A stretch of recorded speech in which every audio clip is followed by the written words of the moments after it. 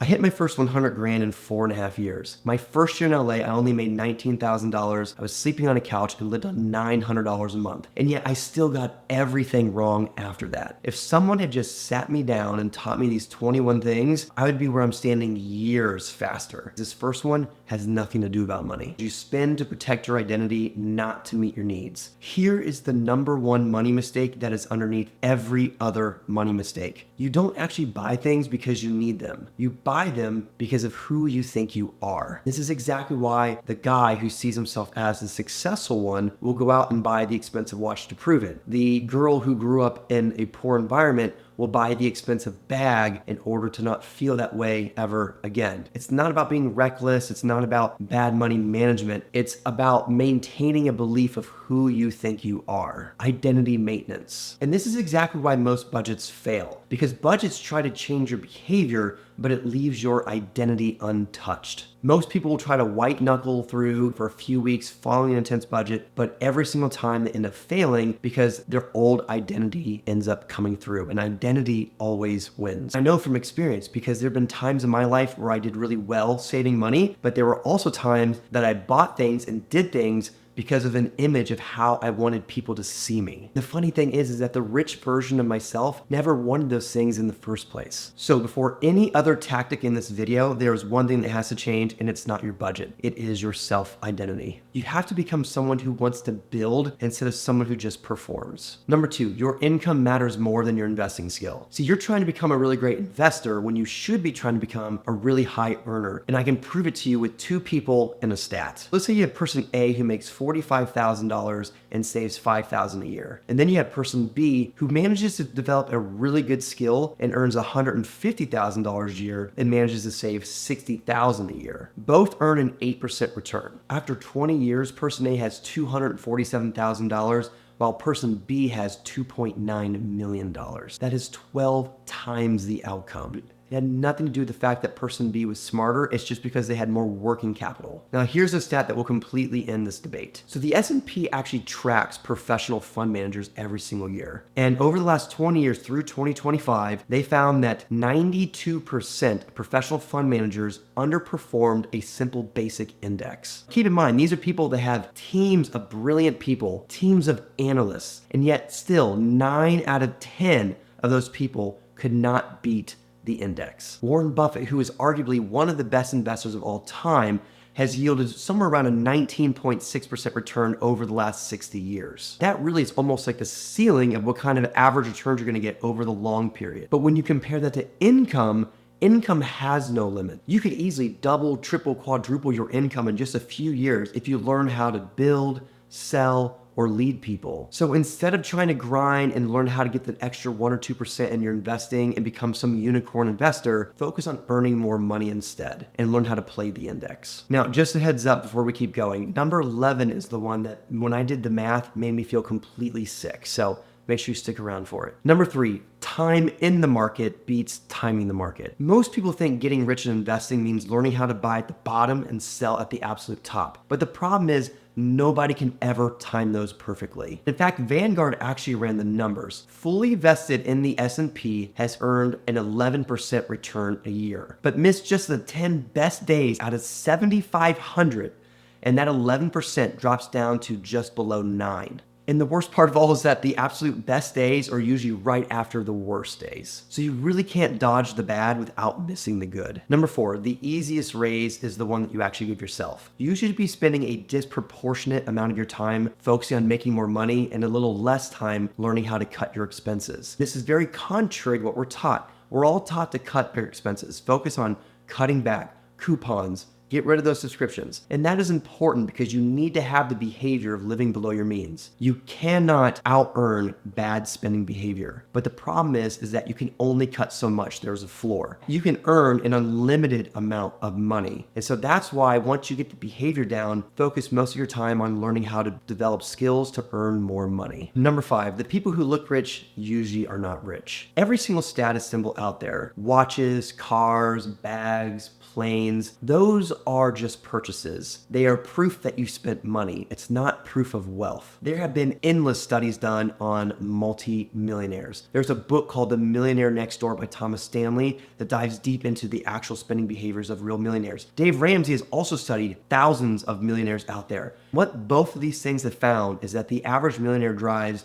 a Toyota or a Honda. One of the top 5 careers is actually a school teacher. They don't spend much money on a watch or clothes. They are actually ordinary people who make ordinary incomes, live in normal houses, but yet they have lots of freedom and lots of money. Number 6, your 20s are worth millions. The dollars that you invest at 22 is not the same as the dollars that you invest at 35. In fact, it's worth 4 times more, and I'm going to prove it. Let's say you have 2 people, both investing $500 a month, earning an 8% return, and stopping at the age of 65. The only difference is one starts at the age of 22 and the other starts at the age of 35. The first person, Anna, will have put in about $258,000 over the course of her life and will end up with around $1.75 million. The second person, Ben, will have put in $180,000 and will end up with about $745,000. Now, over the total course, Anna contributed $78,000 more than Ben did, but the thing is, she didn't end up with $78,000 ahead. She ended up $1 million ahead. That difference of 13 years means Ben is $1 million behind. And remember, that's only on $500 a month. Imagine $5,000 a month. And this is why most people don't feel it until it's too late. Compounding is essentially invisible for like the first decade or so. Anna's chart actually looks pretty flat until about the age of 40, and then it goes vertical. Number 7, every raise is a test that most people fail. Most people think that getting a raise is a reward, but it really is a test, and honestly, most people fail it. When income starts to go up 20 grand,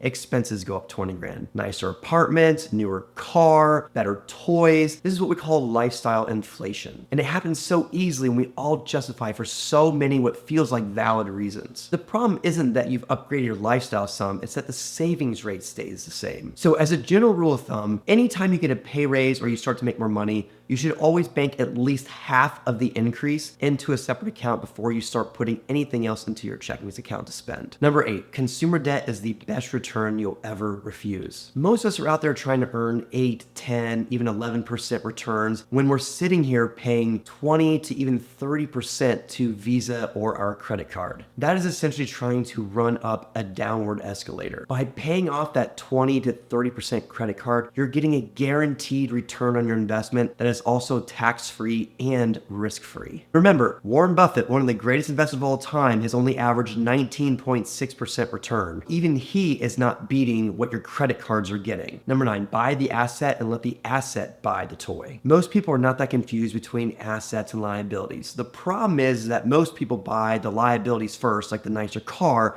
and they promise to themselves they're going to start investing more down the future. There is no future where someone gets more disciplined with their money as they get nicer things. So new rule, buy the asset first and let the asset buy the toy. Take your money, buy an asset like a rental property. If the rental property cash flows enough to pay for your car payment, then you can buy the car, but only once it covers the car payment. Number 10, you're not behind, you're just early. Every single person that you follow on social media or on YouTube usually has at least a decade or so behind the scenes that you didn't see. And the problem is that you're comparing your year number 3 to their year number 15, and you're calling yourself a failure because of it. You have to understand that comparison is survivorship bias that's eating at your patience. Number 11, the first 100 grand is the hardest. This is the number that I promised you. It was the one that made me sick when I calculated it. Most people think of money and wealth in a linear way. So they'll think, okay, it took me this number of years to get to $100,000, so it's gonna take me that many years again to get to my next one. But that's not actually how it works.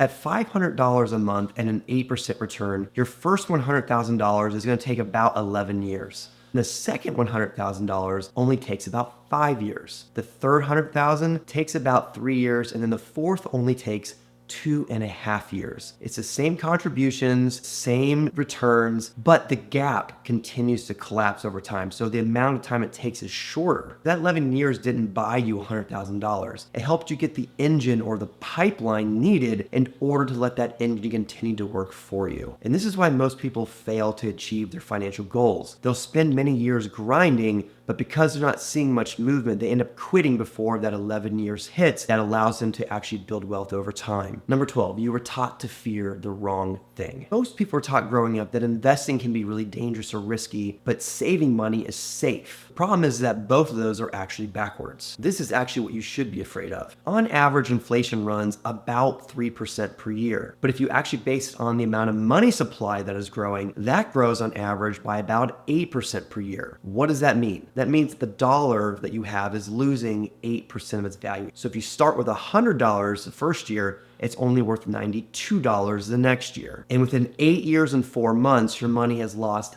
half of its actual purchasing power. And this is why cash in the bank can be really deceptive. It doesn't look risky because that $100 in the bank will still show $100 in the bank a year from now, but actual purchasing power is being lost. Now that volatility, that up and downward swing in the markets that most people fear, that is actually what is needed in order for wealth to be able to grow over time. If you invest in the right assets, you can actually increase your purchasing power. Number 13, automate decisions out of existence.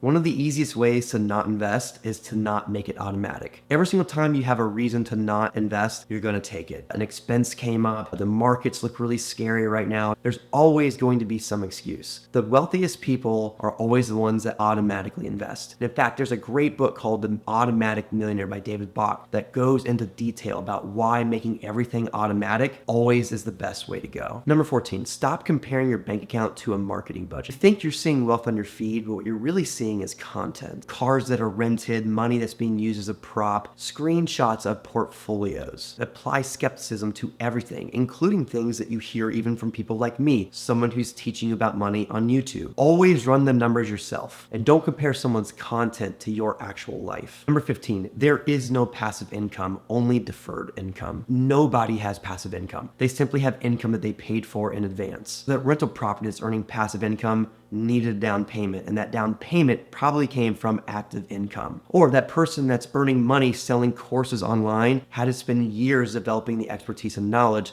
to create the course. I've invested in over 40 rental properties and property flips, and every single one of those required a down payment, and all those down payments came from my active income. Not to mention the fact that I still get calls at 11 o'clock at night for water heaters that are messed up. Number 16, consistency beats intensity. I've coached fitness for over a decade, and I've coached over 1,000 people over that time. I see the same failure in the gym that I see with people trying to build their portfolios. That person that gets really amped and decides to work out 6 days a week and does it for about 3 weeks until they can't take it anymore, always ends up failing, and always fails compared to the person who just consistently goes 2 times a week, but is able to do it for the next 10 years. Every single transformation I've ever helped anybody get never came through intensity. It came from developing a plan that someone could consistently follow through every single week. Number 17, start before you feel ready. I'm gonna be honest with you, you're never gonna feel ready. That feeling is never going to come. And that's because it doesn't exist. It doesn't matter how many books you read, how many hours of YouTube videos that you devour, you are not going to feel ready. The key is to just start now and start early and be consistent. That confidence that you are looking for doesn't come before action. It is a byproduct of the action that you start taking. Number 18, nobody ever got poorer by earning more. I have literally watched so many people turn down more income because they were afraid they're going to be paying more taxes. They actually think that the raise will bump their taxes so they actually make less money overall. That is simply not how taxes work. No one has ever lost money by actually earning more money. Only dollars that you earn above the tax line are what get taxed at the new level. You cannot earn more and end up making less. So earning less to save on taxes is not a strategy. That is just a myth. Number 19, you don't want $1 million, you want a Tuesday. You don't actually want $1 million because money itself has no utility. What you really want is what that $1 million could possibly bring you. To not have to check your phone on a Tuesday, or to not have to ask permission for a Thursday afternoon off. What you might actually want is to be at that thing that actually matters when it matters, with people that actually matter to you. A number in the account is never going to give you that. Being able to earn income without being present is what actually does. The thing is, those are 2 different goals, and one can actually be earned much earlier than the other. I had personally seen my net worth drop many 6 figures at a time before. But even though the number changed, what didn't change was how my day-to-day looks. I had same house, same Tuesday, same work day. I still have the ability to drop off my kids at school and pick them up after school, which is how I know the number was never the thing that I wanted. And that is the actual point. Freedom isn't some finish line that you sprint across at some magic number. It's really just a series of trades that you make along the way. You don't buy your freedom at some lump sum at the end. You buy it a Tuesday at a time. Number 20, protect your downside. Listen, you can do everything right, building the businesses, the rental properties, all the wealth, and all of it can be gone in an instant with one uninsured disaster. It's why it's so important to make sure that you have an emergency fund, health insurance, life insurance, things that protect you from major disasters that can wipe your wealth in an instant that you spent decades trying to build. Number 21, you are the only asset with no ceiling. Every single thing that you build and that you own can go to zero. Markets crash, businesses fail, they go under, things happen. But despite the fact that every asset can go to zero, there is one thing that cannot be taxed and that cannot be taken away from you, and that is who you are becoming. Jim Rohn once said that success is not to be pursued, it is to be attracted by the person you become. The skills that you acquire over your life, the habits that you develop, the person that you become, that can never be taken away from you. So while the business may be taken away or the investors could be taken away or lost, the same skills that got you there could still be reapplied and be rebuilt. And so that's why more than anything, focus on developing yourself, your skills, your leadership skills, your sales skills, your ability to learn and lead other people. If you ignore the other 20 things that we've talked about, please remember this one. Become somebody who is worth more. Not somebody who looks like more, someone who is more.